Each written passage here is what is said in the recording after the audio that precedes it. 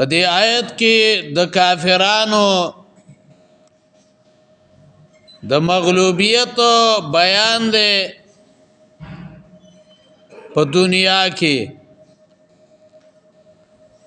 او د آخرت یره ده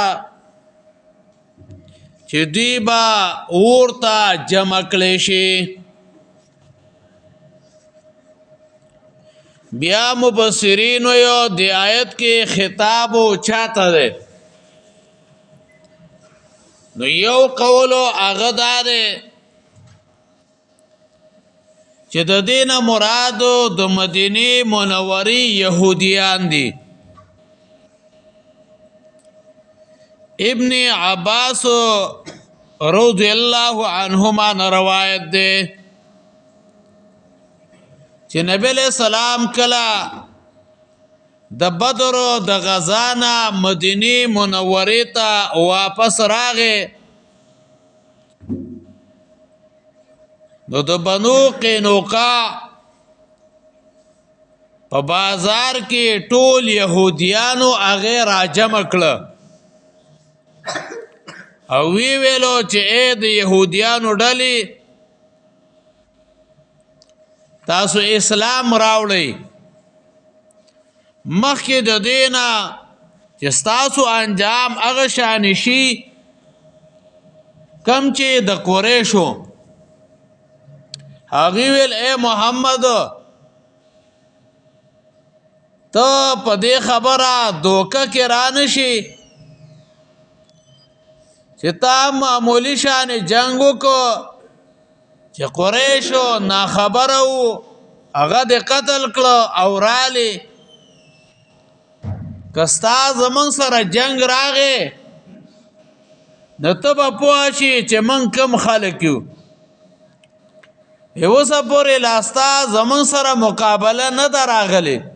دا خبره وکړله الله رب العزت دا آیت مبارکه راولېږه چې ستاسو یعنی څنګه چې بدر کې هغوی ذلیل شو نو دغه شان به تاسو هم ذلیل بشئ. لګي ورځې پسو هغوی وعده ماته کړه، نبی علیہ السلام ورپسې ورغې محاصره کړل یعنی ګیرې کړل.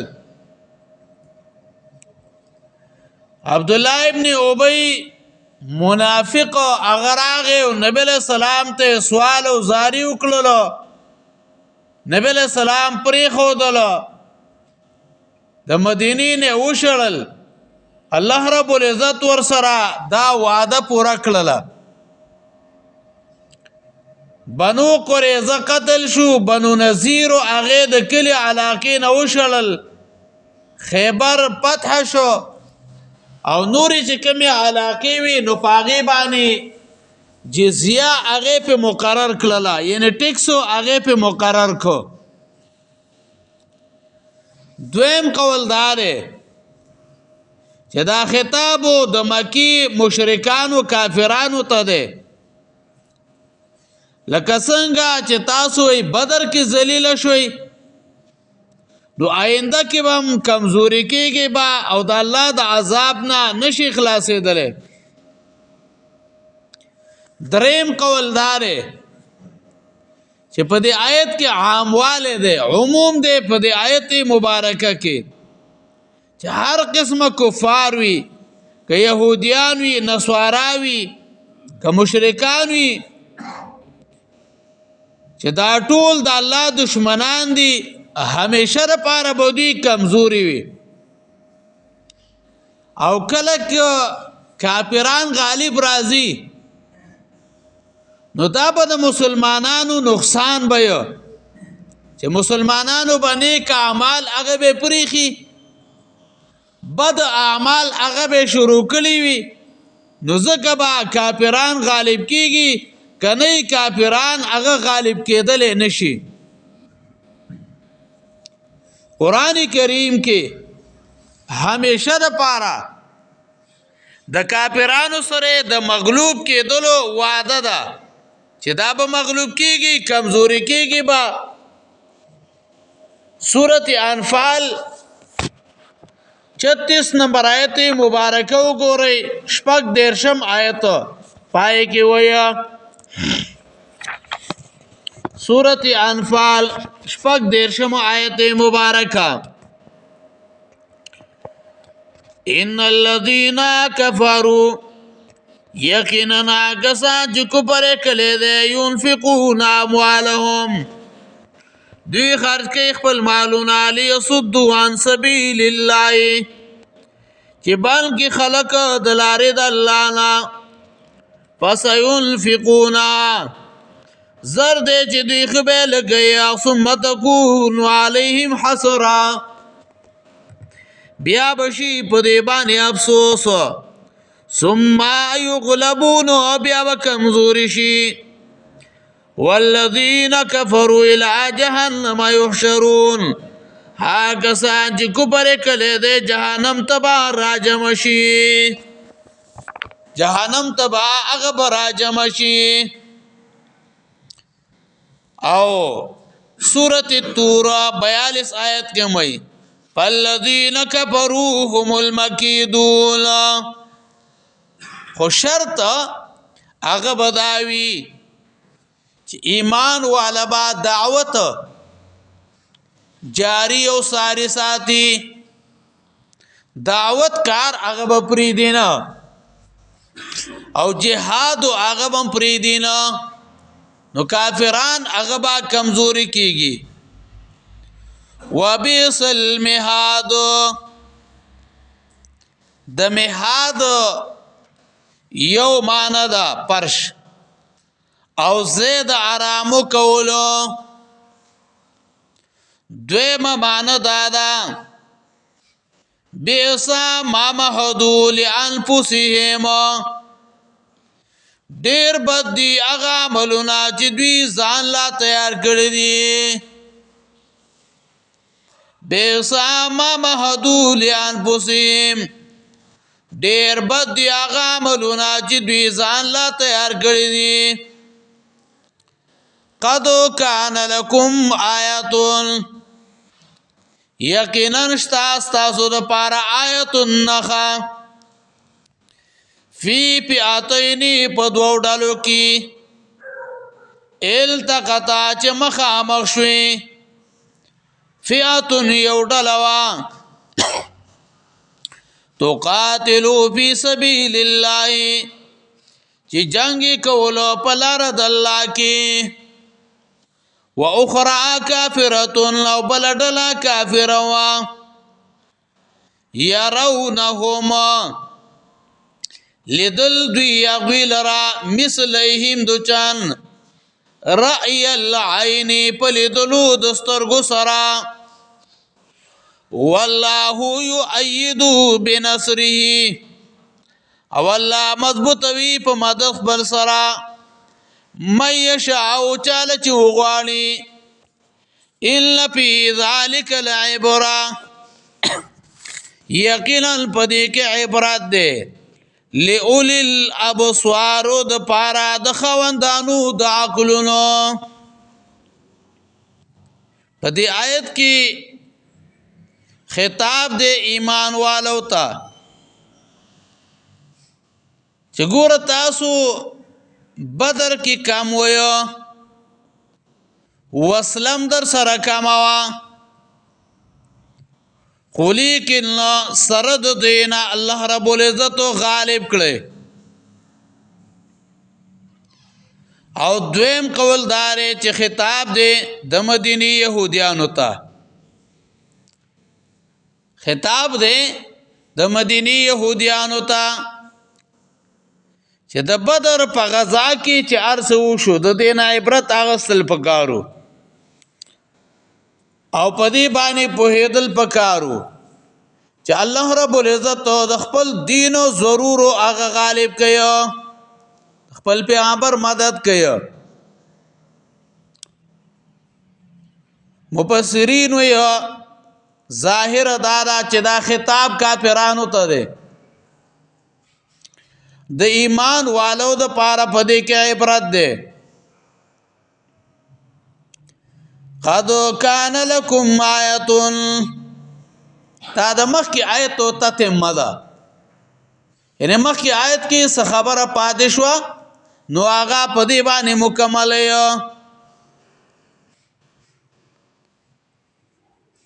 او جواب د سوال له جواب د سوال له چې دا کافران خو ډیر قوي دي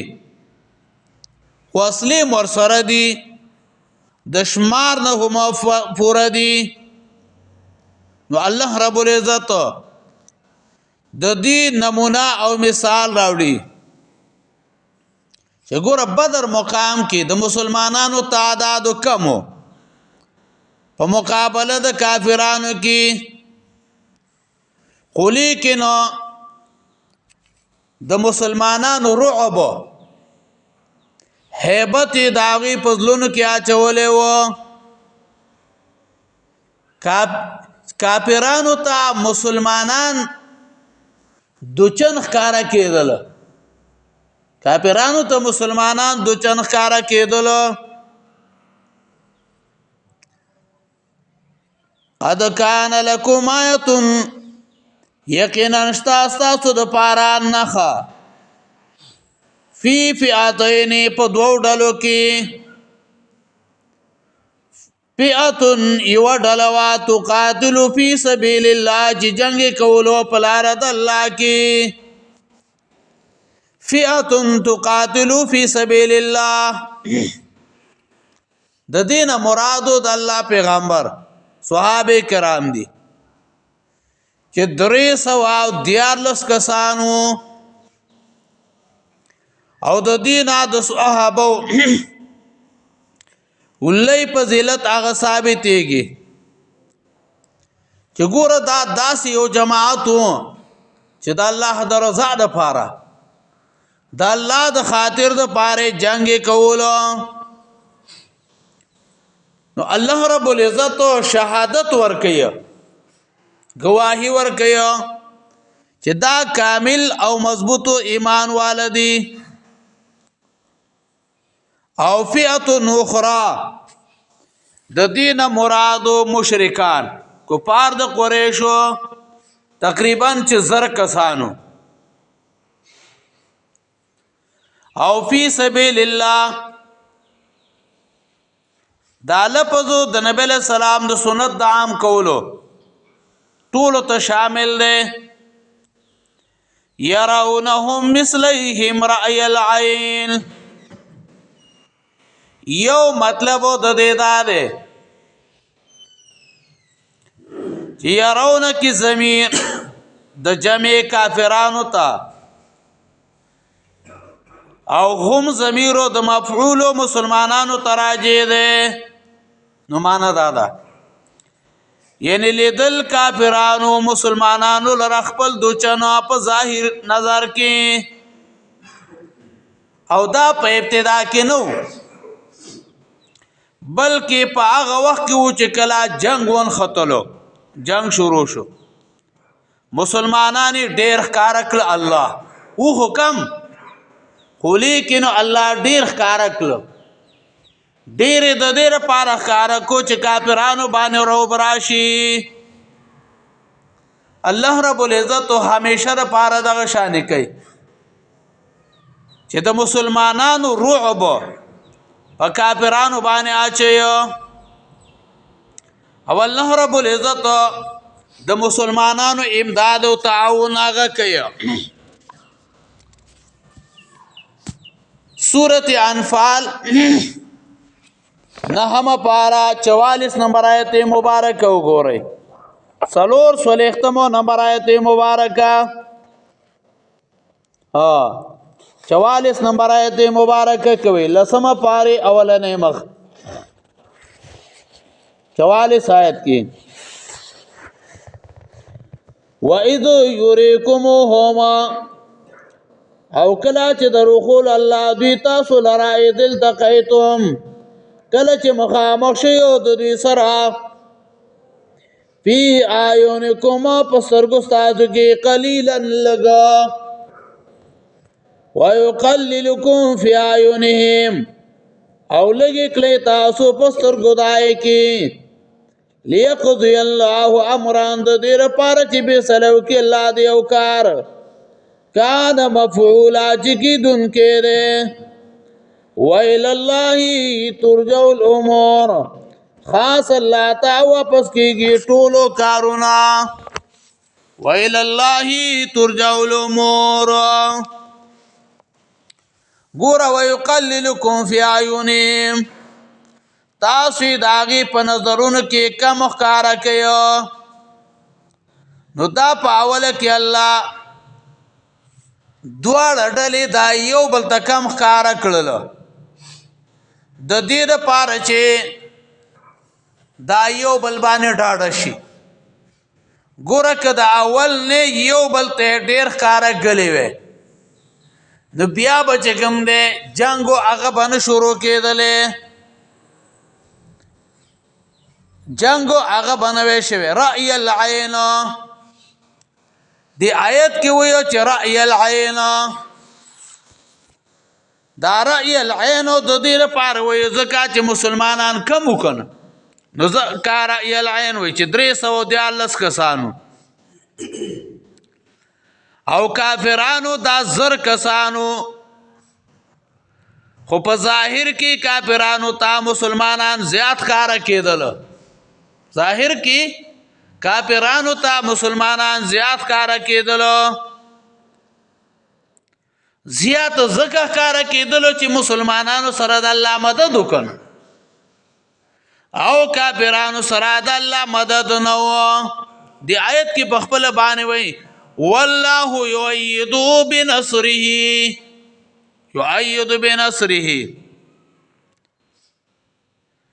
دویم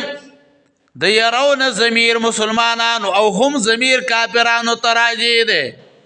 نو معنا دادا یعنی لیدلو مسلمانانو کافرانو لرو د چان خپل په ظاهری نظر کې او ظاهر نظر زکوي چې کافران پر اشتیا کې ظاهر کې هغه ډیرو خو لیکن او د الله مدد ور سره نو غلبه نشو کوله ګور ظاهر کې زیاتو خو لیکن حقیقت کې کم ګور حقیقت کې هغه کم حقیقت کې هغه زیاتو هغه خلک وي چې هغه غلبه وکي والله یؤید بنصره پدې کې دا خبره ذکر کوي چې ګورا والله یؤید بنصره من یشاء الله مضبوطوي په خپل امداد غسو کو چې وغواړي ګوره دا یو موقع کې نه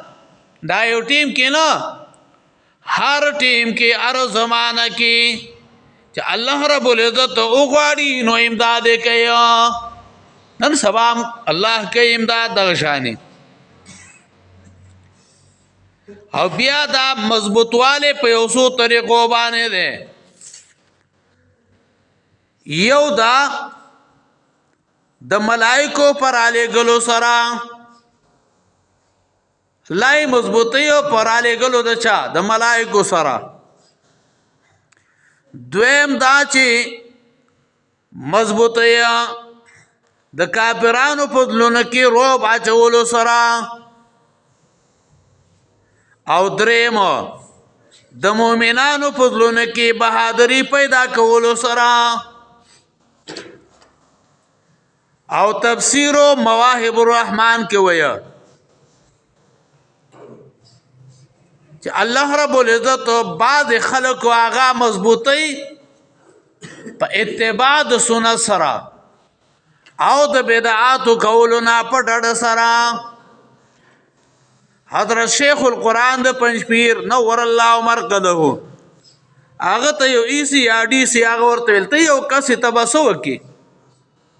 ټول ملک ټول کله علاقه هغه خلاف تا هغه ورته ویلو دومره کار به وکم ان شاء الله چې د غره په سر کې با یو بدعتي اسخات ته بلاس نسی په دایرې د اسقاط کې وناسي خوله به پرې راځي چې چېرته سر ته مې پنج پیرې نه ولاړه هماغه شان وشو الله. او یقیني خبره دا ده په اتباع د سنت کې حضرت شیخ القرآن د پنجپیر نور الله مرقده یو کلک سړی هغه تیر شوی دی داسې اتباع د سنت. زمونږ د ذل 400 امیرو هغه ویلو حضرت شیخ القرآن د پنجپیر نور الله مرقده پنجاب ته تللی چا آواز ولګاو شیخ القرآن د پنجپیر زنده آباد هغه د اسټیج نه راکو شوی زنده آباد خو یو الله دی الحي القیوم. داسې یو کلک انسان الله یؤید من غیر توسیط الاسباد العادیہ تفسیر ابو سعود کی ویا یعنی اللہ مضبوط اول کیا بغیر د واسطه د عادی اسبابنا کله کله اسباب نہیں اللہ مضبوط کی یعنی غیبی مددن را لیگی ان فی ذلک لعبرہ یقینا پدې کې خامخ عبرت ده او یقیني خبردار یو شیخ القرآن د پنجپیرو چې تاسو د عملګری ماخام ماسکوتن کې مردان کې نور زنه کې چې ګوریا دا د قرآن आवाज کله به یو ځای نه لوډ سپیکر आवाज راځي کله بل ځای نه دا دغه مهنت ده. لا عبرتان دا دو عبور نه ده تیرې دو توي مراد په دې سره نصیحت اغسلنی الابصار جمع بصر هم دا ظاهری سترګو تمای او جمع د بصیرت هم دا د زړه سترګو ته ویل شي نه عقل مند یا لئول الابصار مبصرین و اهل ذوی العقول والبصائر دا عقلونو د بصیرت والو د پاره. او دویم قولو تفسیر ابو سعود کی ویا وقیل عالمان ابصرهم یعنی دا هغه چار پاره عبرت ده چې دغه مخکنو خلقو ته وګوري دغه اگر چار پاره عبرت ده چې دغه مخکنو خلقو ته وګوري. قل للذین کفروا وکسانو تاج کفر کړي نه ستغلبون ازر د چې تاسو به مغلوب کړئ شي وتحشرون الى جهنم راجم وکړئ شي جهنم ته وبئس المهاد او بد پرش دی دا جهنم یا وبئس المهاد بز تیار کړئ شوی دا جهنم. قد کان لکم یقینا شتاستا زور پارا آیت النخافی فیاتین پدو ڈالو کی التقطا چه مخامخ شوی فیاتن یو ڈالوا تقاتلو فی سبیل اللہ چه جنگی کولو پلارد اللہ کی و اخرى کافرہ و بلدل کافرہ یرونهم لدل دوی اغویل را مثلهم دو چان رأی العین پلیدلو دسترگو سرا واللہ یؤید بنصره الله مضبوطی په مدخ پل سرا مې شاو چاله جو غواړي ان فی ذلک لعبرة یقینا پدې کې عبرت ده لئول الابصار د پاره د خاوندانو د عقلونو او مقوینا فرض کو اجرنا من سجدنا